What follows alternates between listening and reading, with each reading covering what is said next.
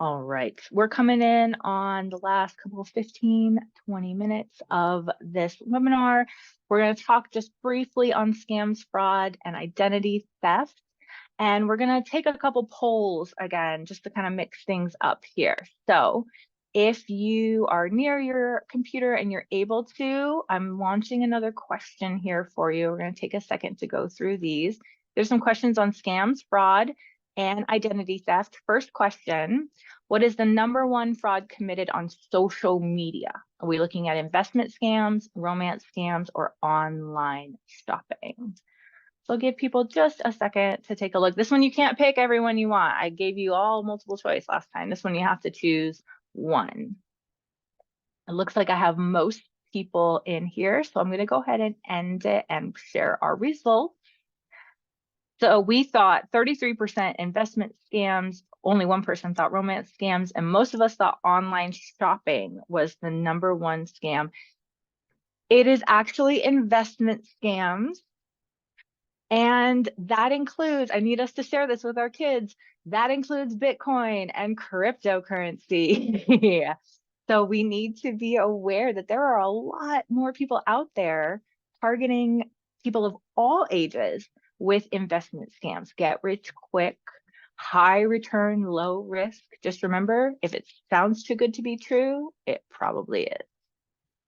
Next question. Which age group loses money to fraud more often? We thinking ages 20 to 29 or ages 70 to 79?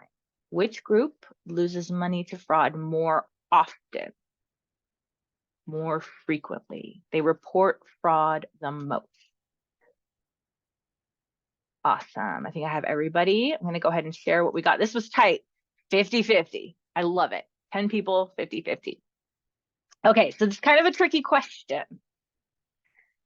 Younger people lose money to fraud more often. So the 20 to 29 reported about, that age group reported about 15% of the total reported frauds in 2022. And so 70 to 79-year-olds did report 12%, but less than 20 to 29-year-olds. They're higher up there, I think, than they would like to believe they are, right? However, I will say this is the caveat. 70 to 79-year-olds lose more money per scam, right?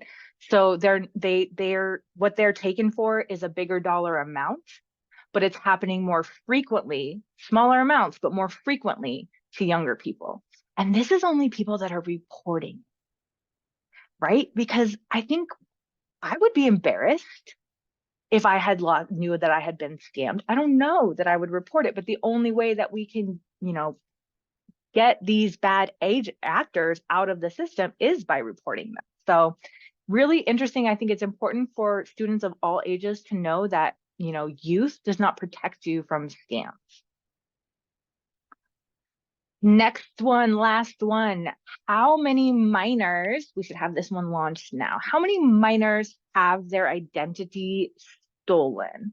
And this, we're looking at ratios here. Are we thinking 1 in 10, 1 in 50, 1 in 100, or 1 in 250? So how frequently are we thinking, if you can kind of picture your auditorium or gym full of students, how many of them are we thinking have lost their, or have had their identity stolen?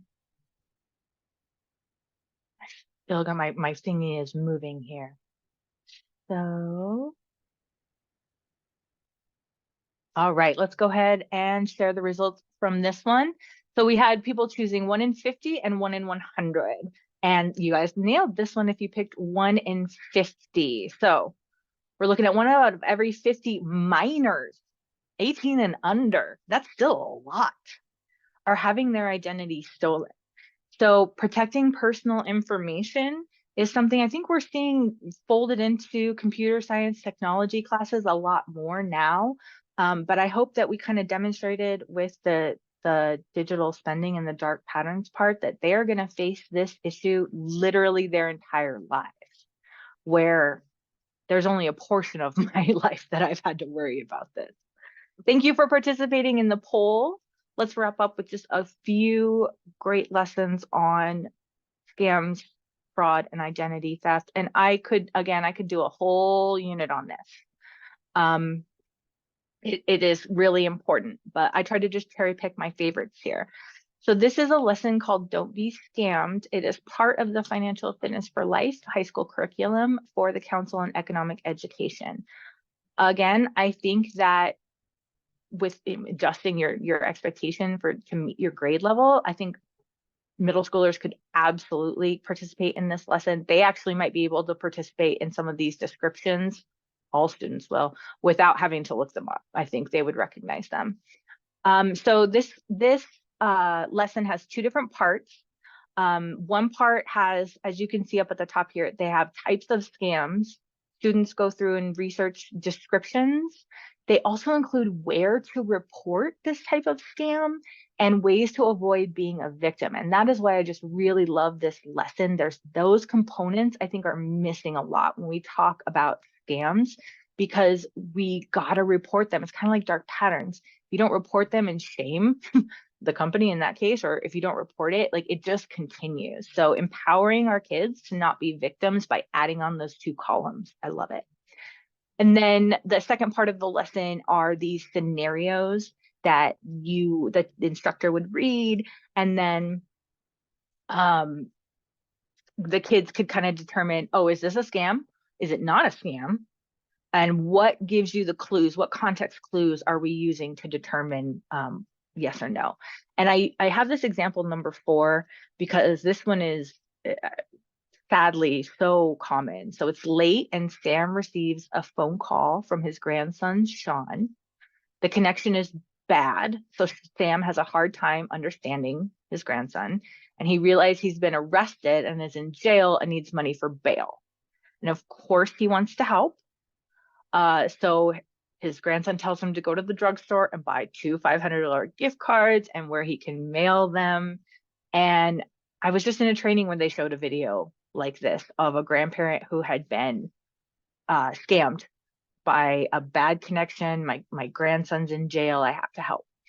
Now, obviously, your students are not grandparents, but your students might have grandparents, and they might, be able, like I said, we love it when students can go home and share the knowledge that they're learning with their families, empowering not over themselves, but their loved ones as well. So this is not just something that will help our students, but they can take it home and be like, hey, grandpa, someone ever calls just to buy a gift card, don't listen to them.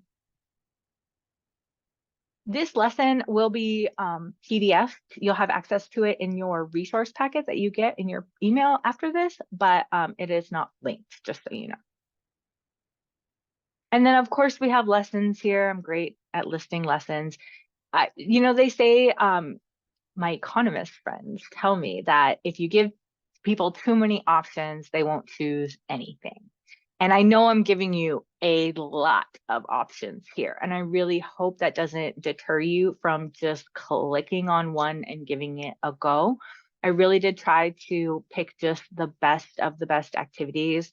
And if you need any guidance or you're just looking for a place to start, please know you can always reach out to me. But I really don't want anyone to feel overwhelmed by this. So if I can help with that, please let me know. 2 lessons on kind of statistics on fraud and identity theft from CFPB. One is examining statistics. I'm going to show you that graph as my last slide because it's pretty cool. And then investigating types of fraud and identity theft. That is similar to the CEE lesson, but it's a lot quicker and shorter and not as detail oriented. Doesn't talk about ways to report or ways to avoid it. But it is a great kind of quick with definitions. Yes, thank you so much, ladies in the chat. Angela asked if NGPF was free for teachers, and at 100% is free. It is registration required. From NGPF, which we just mentioned, they have those same student activity packets. The identity theft and the scam and fraud packets round out the whole consumer skills unit. So I thought I would mention them there. They're great. They're really fun. And again, I love that there's so many different options that you can pick from to make it work for you. And then the Federal Reserve Bank of St. Louis has this great article on smart chip credit cards, why we moved to smart chip credit cards, what features they offer, and how that transition is a much bigger transition than we actually kind of think about. But this really connects to that idea of frictionless spending, technology offering us different options, and protecting our information because it is a security device at its heart. Oh, okay. And this is just the graph from the statistics on fraud and identity theft. It shows different identity theft report types over the last 5 years. And like, there was some stuff happening in the world 2019, 2020, 21, right? And I think that's reflected in this graph. So that's, I think, a really cool opportunity. There's some sneaky math in here too, reading graphs, right? There's some opportunities to expand on this or make it your own, but I just thought this was really interesting. When you look at the different types of theft and you look at how it occurs, it's also terrifying. And I think a little healthy bit of fear is keeps us sometimes making good, responsible decisions, especially when it comes to online spending. Oh my gosh, we did it, guys. We got through so much. Thank you for being such an amazing audience.